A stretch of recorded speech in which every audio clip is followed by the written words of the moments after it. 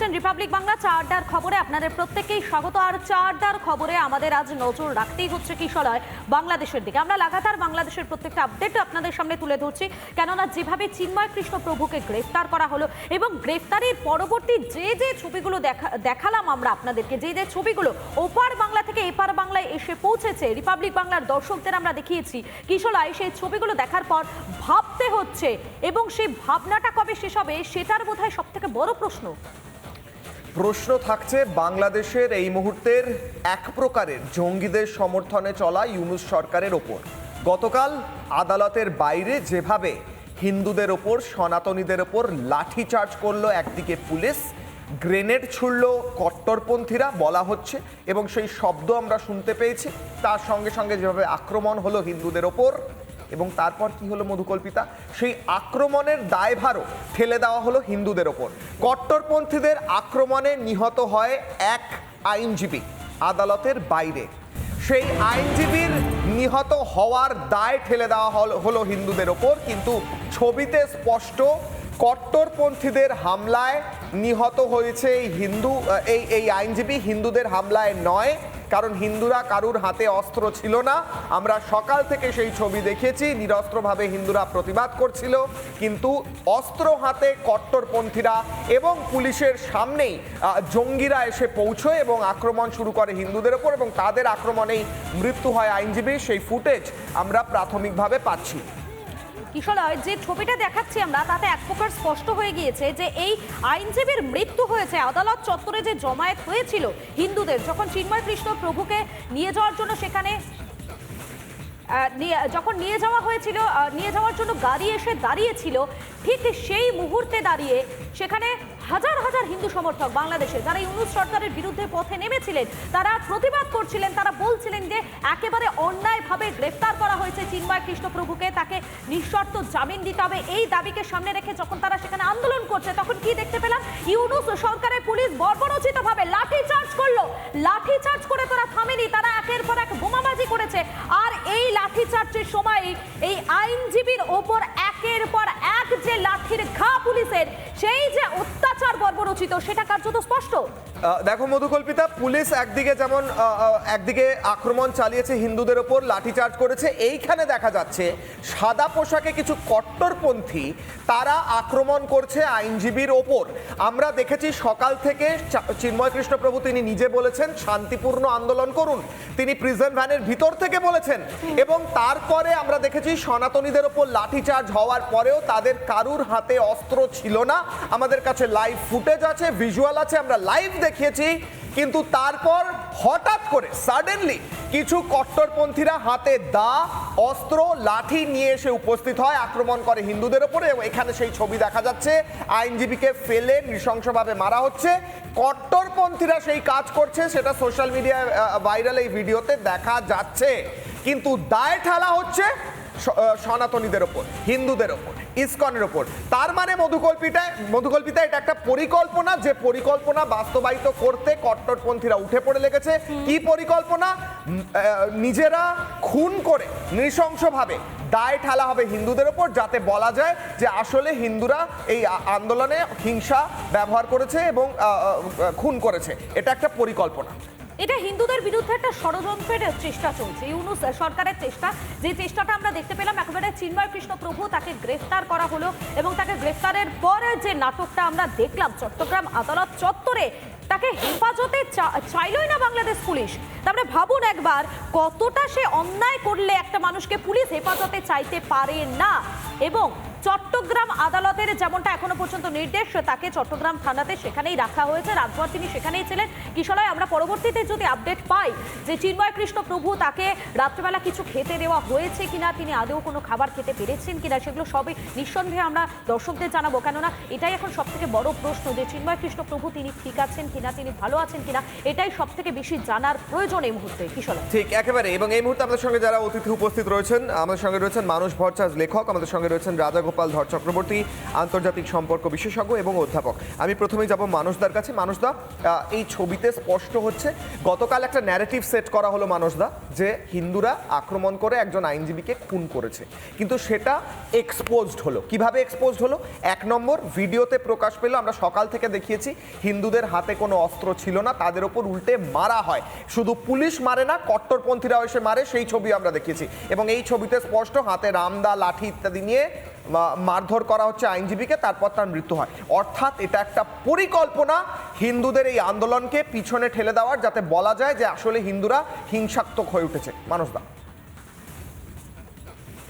দেখো, বাংলাদেশে আজকে সকালের যত সংবাদপত্র বেরিয়েছে এবং কালকে সারা রাতে চট্টগ্রামে তো তাণ্ডব চলেছে, মানে প্রায় 22টা মন্দিরে হামলা চালানো হয়েছে সারা রাত ধরে।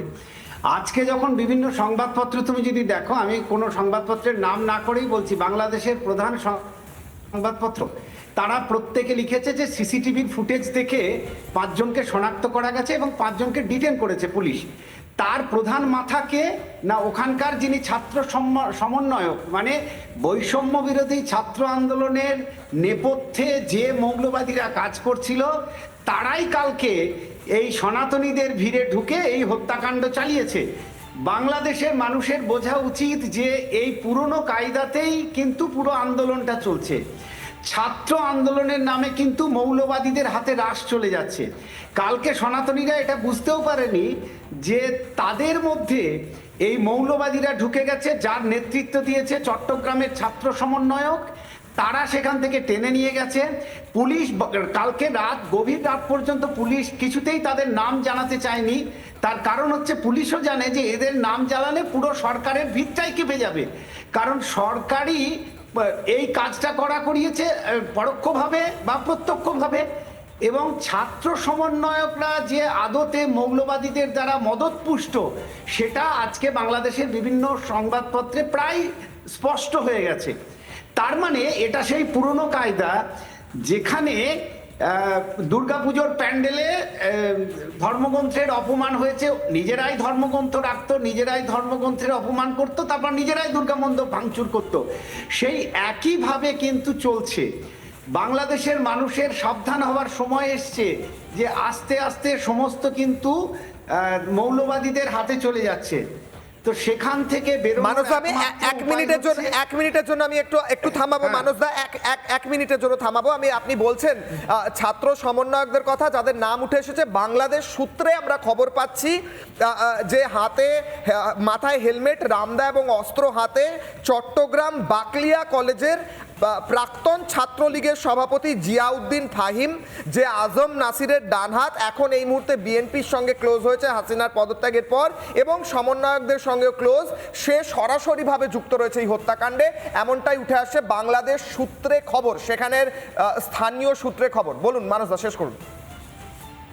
বাংলাদেশের সংবাদপত্রে এবং বিভিন্ন মিডিয়াতে অলরেডি সিসিটিভি ফুটেজ থেকে এটা পরিষ্কার করা হয়েছে যে জামাত শিবির, যাদের ছাত্র শাখার নাম হচ্ছে ছাত্র শিবির, তাদের 4 জনকে ডিটেন করা হয়েছে। পুলিশ তাদেরকে প্রকাশ্যে আনছে না, এবং এর মূল মাথা হচ্ছে এই বৈষম্য বিরোধী ছাত্র আন্দোলনের যারা নেতা ছিল চট্টগ্রামের, তারা। এখন বাংলাদেশে শান্তির স্বার্থে পুলিশ এগুলোকে কেন প্রকাশ করছে না? যে এর পিছনে কোনো সনাতনী জড়িত ছিল না। সনাতনীরা এরকম কাজ কখনো করতে পারে না, তারা কখনো হাতে অস্ত্র নিয়ে কোর্টে যেতে পারে না। আর যে উকিলরা, কয়েকজন উকিল সেখানে রীতিমতো উস্কানি দিয়েছিল কাল রাত 8টা পর্যন্ত, যে সনাতনীরা এই কাজ করেছে তাদের উপরে হামলা চালানো হোক, সেগুলো কেন করা হচ্ছে? তার কারণ হচ্ছে ইসকন বাংলাদেশে শান্তি স্থাপনের ক্ষেত্রে একটা বড় অন্তরায় হয়ে দাঁড়িয়েছে। মানে শান্তি স্থাপন তারা করছে, তারা মৌলবাদীদের হাত থেকে বাংলাদেশকে যেতে দিচ্ছে না। সেই জন্য কি ইসকনের পিছনে এত লেগেছে তারা, যে ইসকন বাংলাদেশে, পুরো বাংলাদেশে শান্তি স্থাপন করছে? আমি এই মানস বাবু, আপনাকে একটু থামাচ্ছি। আমি এই জায়গা থেকে রাজাগোপাল বাবুর কাছে চলে যেতে চাইবো। রাজাগোপাল বাবু, বাংলাদেশে শান্তি প্রতিষ্ঠা করা এটা একটা অন্যতম লক্ষ্য ছিল ইসকনের, এবং সেই লক্ষ্যেই তারা এগিয়ে যাচ্ছিলেন। এবং চিন্ময় কৃষ্ণ প্রভু, তাকে গ্রেফতার করা হলো।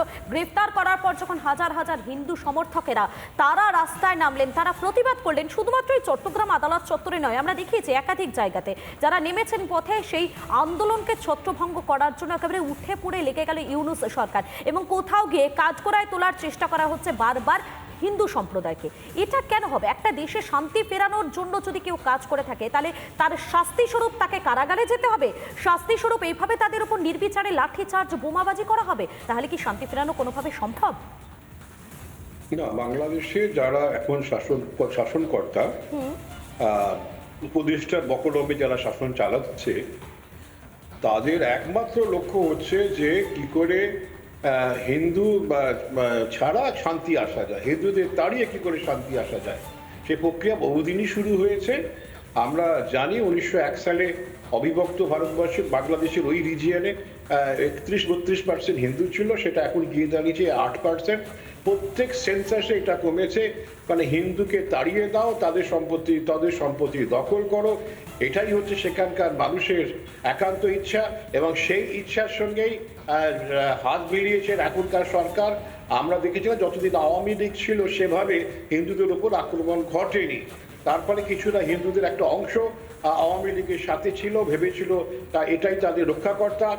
এখন ইউনূস সাহেব বলছেন আমরা তো হিন্দুদের মারছি না, আওয়ামী লীগের যারা ছিল তাদের উপরেই জনতা রিটালিয়েশন। পশ্চিমবঙ্গে যে শব্দগুলো আমরা শুনতে পারি তারই প্রতিধ্বনি আমরা বাংলাদেশে শুনতে পাচ্ছি, যে এরা আওয়ামী লীগ করতো তাই এদের উপরে জনতার ধোলাই চলছে। দেখুন কি ধরনের ভাষা উনি ব্যবহার করেছেন উপদেষ্টা হিসেবে। যাই হোক, এখানকার মানুষ রুখে দাঁড়াচ্ছে। তবে হ্যাঁ, আপনারা যেটা বলছেন যে অস্ত্রশস্ত্রের একটা বিপুল সংখ্যক মানুষ অস্ত্র নিয়ে হাজির, নিরস্ত্র হয়ে হরি নাম করতে করতে তো রক্ষা করা যায় না, নিজেদের রক্ষা করা যায় না এবং ধর্ম রক্ষা করা যায় না। এর জন্য দরকার হচ্ছে বৈদেশিক বাইরের সাপোর্ট, সেটা অত্যন্ত জরুরি। ভারতের মতন দেশ যারা নিজেদেরকে হিন্দু রক্ষাকর্তা বলে, অ্যাটলিস্ট সিএএ আইন তৈরি করতে গিয়ে তারা সে কথা বলেছিল। এখন দেখা যাচ্ছে তারা বাংলাদেশে যখন হিন্দুরা চরমভাবে আক্রান্ত, তাদের রক্ষার জন্য সরকার একটা গড়িমসি করে একটা স্টেটমেন্ট জারি করেই ভাবলো যে তাদের কাজ শেষ হয়ে গেছে। এতে কিন্তু সেখানকার হিন্দুরা রক্ষা পাবে কিনা জানি না। তবে তাদের যে ঐক্যবদ্ধতা, তারা অস্ত্রের বিরুদ্ধে একেবারে হরিনাম করতে করতে পথে নেমেছে, শ্রীরাম জয় শ্রীরাম বলতে পথে নেমেছে, এ দেখার মতন। এটা নিশ্চয়ই সব ধর্মের মানুষ যারা ঐক্যবদ্ধ হতে চায়, যারা শান্তি চায়, যারা অন্য ধর্মের উপর আক্রমণ করতে চায় না। বাংলাদেশের এই সমস্ত হিন্দু বা সনাতনীরা বা অসংখ্যালঘুরা যেভাবে পথে নেমেছেন অস্ত্রের বিরুদ্ধে, কালাকাইনের বিরুদ্ধে, সেটা দেখার মতন, সেলাম জানানোর ব্যাপার। দুর্ভাগ্য তাদের সমর্থনে কোনো রাষ্ট্র এগিয়ে নেই এই মুহূর্তে। ঠিক, একদিকে ভারতের তরফ থেকে একটি বিবৃতি দেওয়া হয়, কড়া ভাষায় বিবৃতি দেওয়া হয়, অন্যদিকে এই মুহূর্তে দাঁড়িয়ে মধুকল্পিতা ভারতবর্ষের তরফে, আমরা অতিথিদের কাছে আবার যাওয়ার আগে ভারতবর্ষের তরফে কি কি অ্যাকশন নেওয়া যেতে পারে যার ফলে চাপে পড়তে পারে ইউনূস সরকার, সেটাও আমরা দেখাবো একদিকে গ্রাফিক্সের মাধ্যমে, যে একাধিক পদক্ষেপ ভারত সরকার নিতে পারে। তার মধ্যে রয়েছে গম, চাল ইত্যাদি রফতানি বন্ধ করা, এগুলো বন্ধ করে দেওয়া যেতে পারে, কারণ বাংলাদেশ ভারতের ওপর ডিপেন্ড করে মধুকল্পিতা বিভিন্নভাবে, এবং সেই ডিপেন্ডেন্স যদি বন্ধ করে দেওয়া যায় বাংলাদেশ চাপে পড়বে। সবথেকে বড় কথা, চাল রফতানি বন্ধ করে দেওয়া, চিনি রফতানি বন্ধ করা, কিশলয় আর কি কি রফতানি বন্ধ করা যেতে পারে? শস্য এবং মশলা রফতানি সেটাও বন্ধ করে দেওয়া যেতে পারে। আলু, আমরা জানি কিশলয় প্রত্যেকটা দিন খাবারের পাতে অন্তত এই আলুর প্রয়োজনীয়তা রয়েছে, এই আলু বন্ধ। সর্বোপরি আর কি বন্ধ করলে বাংলাদেশকে অনেকটা চাপে রাখা যায়? তার মধ্যে অত্যন্ত গুরুত্বপূর্ণ বিদ্যুৎ সরবরাহ। এই বিদ্যুৎ সরবরাহ বন্ধ করে দেওয়া হলে আর সীমান্তে আরও সেনা মোতায়েন করা হলে তাহলে বোধহয় বাংলাদেশে ইউনূস সরকারকে আরও অনেকটা চাপে রাখা যায়। বৌদ্ধ দেশগুলি নিয়ে কূটনৈতিক যে ছক, সেই কূটনৈতিক ছকও কিন্তু অনেকটাই চাপে ফেলতে পারে ইউনূস সরকারকে। কিশলয়, সর্বোপরি যেমনটা বোঝা যাচ্ছে এই যে পদক্ষেপগুলো একটা একটা করে আমরা বললাম, এই পদক্ষেপগুলো নিলে অনেকটাই চাপে পড়ে যেতে পারে ইউনূস সরকার। আর আমি এই জায়গা থেকে মানুষবাবুর কাছে একবার আসি একটা বিষয়। মানুষবাবু, এই যে একটা একটা করে পদক্ষেপের কথা আমরা বললাম, যে পদক্ষেপগুলো নিলে ইউনূস সরকার অনেকটাই চাপে পড়ে যেতে পারে, কিন্তু গতকাল যেভাবে হিন্দুদের উপর আক্রমণ করা হলো, যেভাবে একের পর এক বোমাবাজি করা হলো, লাঠিচার্জ করা হলো, একেবারে নৃশংসভাবে মারা হলো, তাতে মনে হচ্ছে না যে ঘড়ির কাঁটা যত এগোচ্ছে একটু একটু করে ততই ইউনূস সরকারের চাপটা অনেকটাই বেড়ে যাচ্ছে? কিন্তু আমি অ্যাড করবো যে হিন্দুদের উপর আক্রমণ সত্ত্বেও হিন্দুরা কিন্তু গর্জে উঠেছে, হিন্দুরা কিন্তু লড়াই করছে, অস্ত্র ছাড়া লড়াই করছে মানুষরা। হ্যাঁ, একদম। মধুকল্পিতা যেটা বলছিল আমদানি, আমি অনেকবার বাংলাদেশে গেছি, সেটা হচ্ছে বাংলাদেশের মূল যে অর্থনৈতিক ভিত্তি সেটা কিন্তু সম্পূর্ণভাবে ভারতের উপর নির্ভরশীল। কারণ বাংলাদেশের শিল্পের মূল ভিত্তি হচ্ছে বস্ত্রশিল্প, আর এই বস্ত্রশিল্পের তুলোর 90% যায় কিন্তু অন্ধ্রপ্রদেশ থেকে। আমাদের ভারতের তুলো ছাড়া বাংলাদেশে কোনো কাপড়ই তৈরি হবে না। আর বিদ্যুৎ, মানে শুধু তুলো আর বিদ্যুৎ বন্ধ করে দিলেই বাংলাদেশের অর্থনৈতিক ব্যবস্থা ভেঙে পড়বে, কারণ বাংলাদেশে বস্ত্রশিল্পের যেটা মূল উপাদান সেটাই ভারত থেকে যায়, তাছাড়াও আরো 100 রকমের জিনিস যায়। তো সেইগুলোর ক্ষেত্রে যে কোনো সময় বাংলাদেশকে, আমরা সেটা চাই না প্রতিবেশী রাষ্ট্র, ভাতৃপ্রতিম রাষ্ট্র সেটা বলে। এখন ইউনিশ সরকারের ব্যর্থতা নাকি ইউনিশ সরকার ইচ্ছাকৃতভাবে মৌলবাদীদের হাতে তুলে দিতে চায়, কিন্তু কিশলয় এই যে সেখানকার সংস্কৃতিকে, মানে প্রাচীন সংস্কৃতিকে পুরোপুরি মুছে দিয়ে সেখানে মৌলবাদী সংস্কৃতি বা ইসলামিক সংস্কৃতি গঠনের যে চক্রান্ত চলছে সেটা কতটা সম্ভব আমি সেটা ভাবছিলাম। কারণ বাংলাদেশের ধরো শহরের সংখ্যা হচ্ছে 47টা ছোট বড় মিলে, তার মধ্যে 32টা শহরের নামের সঙ্গে হিন্দু সংস্কৃতি জড়িয়ে আছে। মানে ঢাকেশ্বরীর যে ঢাকা সেটাও, নারায়ণগঞ্জ ওখানকার বড় শহর, গোপালগঞ্জ, সীতামারি, সবই মানে প্রত্যেকটার সঙ্গে হিন্দু ধর্ম হিন্দু সংস্কৃতি জড়িয়ে আছে। তো এরা কতটা মুছবে, আর কেন একটা রাষ্ট্রকে মৌলবাদীদের হাতে তুলে দেওয়ার চেষ্টা করছে একজন নোবেল জয়ী তিনি হঠাৎ করে শুধুমাত্র ব্যক্তিগত আক্রোশ চরিতার্থ করার জন্য, যেহেতু হাসিনার সঙ্গে তার একটা ব্যক্তিগত বৈরিতা ছিল, তার জন্য তিনি এই সমন্বয়কের নামে, উপদেষ্টার নামে যারা মৌলবাদী তাদের হাতে একটা দেশকে তুলে দিচ্ছেন, আর একটা আফগানিস্তান, আর একটা সিরিয়া, আর একটা লেবানন বানানোর চেষ্টা করছেন একজন নোবেল জয়ী। এটা খুব দুঃখের। তবে সনাতনীদের লড়াইকে কুর্নিশ, একেবারেই মানুষ এটা সত্যি দুঃখের। এবং কিশলয় যেমনটা বলছিল, একেবারে মাটি কামড়ে পড়ে রয়েছেন সনাতনী হিন্দুরা, এই আন্দোলনকেও কুর্নিশ কিশলয়। একেবারেই তারা বলছেন রাস্তায় দাঁড়িয়ে এবং সরাসরি বলছেন এই দেশটা কারুর বাপের নয়, এই দেশটা মৌলবাদীদের নয়, এই দেশটা প্রত্যেকের, এবং সেখানের আদি যারা বাসিন্দা, সেই দেশ যাদের সেখানে জন্মভূমি, প্রত্যেকে সেখানে বসবাস করবে, তাদের বিরুদ্ধে আক্রমণ করলে সেই আক্রমণের বিরুদ্ধে লড়াই হবে শান্তিপূর্ণভাবে। চিন্ময় কৃষ্ণপ্রভু বারবার বলেছেন শান্তিপূর্ণভাবে আন্দোলন করতে। কি বলেছেন তিনি, তার বক্তব্য শুনবো, ফিরবো আলোচনায়, শুনুন।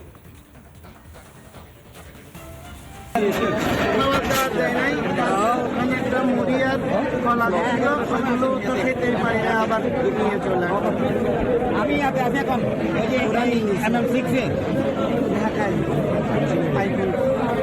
আপনি মনোবল শক্ত রাখবেন।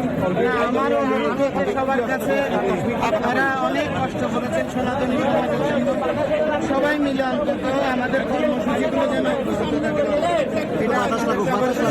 অবশ্যই দেবো।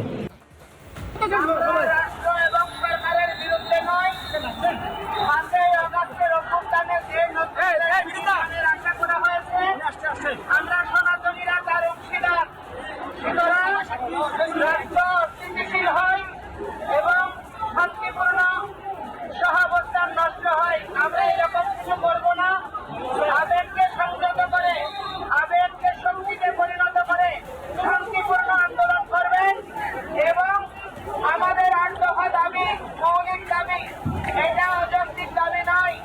এটা পরিপূরণ না হওয়া পর্যন্ত আপনারা আন্দোলন চালাবেন, কিন্তু দয়া করে রাষ্ট্রের স্থিতিশীলতা এবং পরস্পরের সৌহার্দ্যপূর্ণ অবস্থান এটাকে গুরুত্ব প্রদান করবেন। এটা আমি আপনাদের সবার কাছে আশা করছি।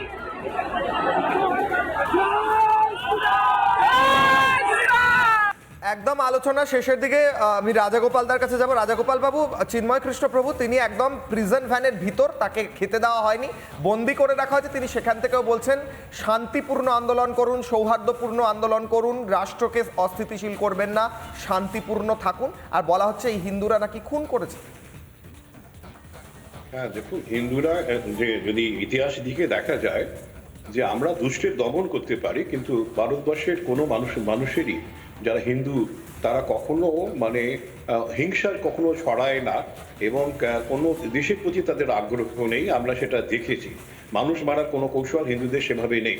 তো যাই হোক, আমার যেটা আশঙ্কা বিষয়, আমি ভয় পাচ্ছি যে চিন্ময় প্রভুকে হয়তো ওরা যেভাবে খাবারটা বা দিচ্ছে না, বা উনি একজন সনাতনী, ওনার নির্দিষ্ট খাবারের একটা রুটিন আছে, সেইগুলো যারা জেনেও তারা তাকে তার সেই অধিকার থেকে বঞ্চিত করছে, আমার আশঙ্কা যে কোনোদিন না ওনার একটা শারীরিক ক্ষতি হয়ে যায়।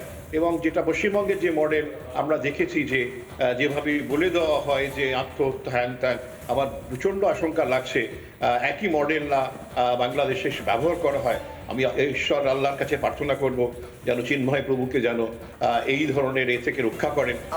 আমাদেরও একই প্রার্থনা থাকবে রাজাগোপাল বাবু, একই প্রার্থনা থাকবে মধুকল্পিতা, চিন্ময় কৃষ্ণ প্রভু এবং সমস্ত হিন্দু যারা আন্দোলন করছেন, প্রত্যেকে যারা আন্দোলন করছেন, সদ্বুদ্ধি সম্পন্ন মানুষ, তারা যেন ভালো থাকেন, তারা যেন সুরক্ষিত থাকেন একেবারে। এবং প্রত্যেকটা মুহূর্তের আপডেট আপনাদের সামনে আমরা তুলে ধরবো। বাংলাদেশের আপডেটের দিকে আমাদের প্রত্যেকটা মুহূর্তে তো নজর থাকছেই। চিন্ময় কৃষ্ণ প্রভু তিনি কেমন আছেন, কোথায় আছেন এবং মামলা শুনানি কবে কখন হতে পারে, এই সমস্ত আপডেটের দিকে আমাদের একটু নজর থাকবেই। এবং চারটার খবর আজ এখানেই শেষ করছি। বিস্তারিত খবরের জন্য অবশ্যই নজর রাখুন বিভাগে।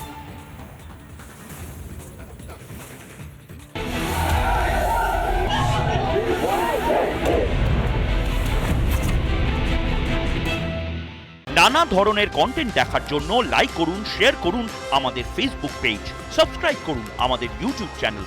পাশাপাশি অন্যান্য ব্রেকিং নিউজের জন্য অবশ্যই চোখ রাখুন রিপাবলিক বাংলায়।